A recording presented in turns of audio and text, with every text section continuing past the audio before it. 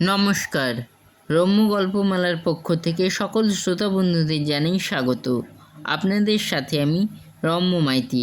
আজ পরিবেশন করছি ছন্দের জাদুকর কবি সত্যেন্দ্রনাথ দত্তের লেখা কবিতা বর্ষা। ছবি সংগৃহীত।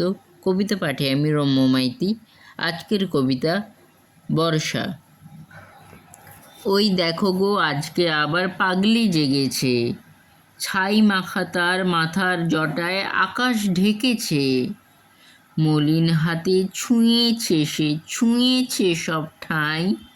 পাগল মেয়ের জ্বালায় পরিচ্ছন্ন কিছুই নাই।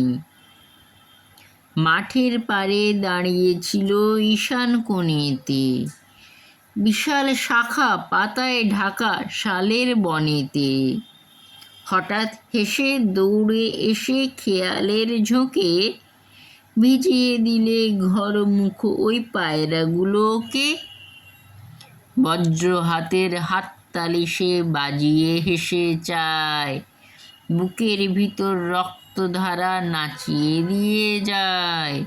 ভয় দেখিয়ে হাসে আবার ফিকিয়ে এসে, আকাশ জুড়ে চিকমিকিয়ে রে। ময়ূর বলে, কে গো, এ যে আকুল করা রূপ।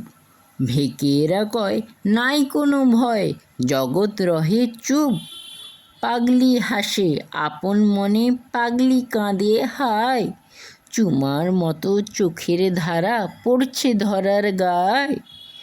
কোন মোহিনীর ওড়না সে আজ উড়িয়ে এনেছে, পূবে হাওয়ায় ঘুমিয়ে আমার অঙ্গে হেনেছে।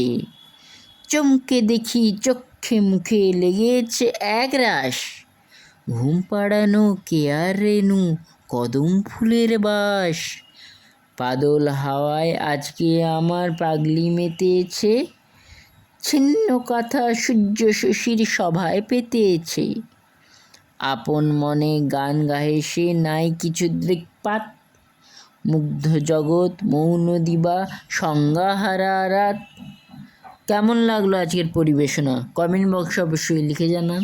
কবিতাটি ভালো লাগলে লাইক এবং শেয়ার করতে ভুলবেন না।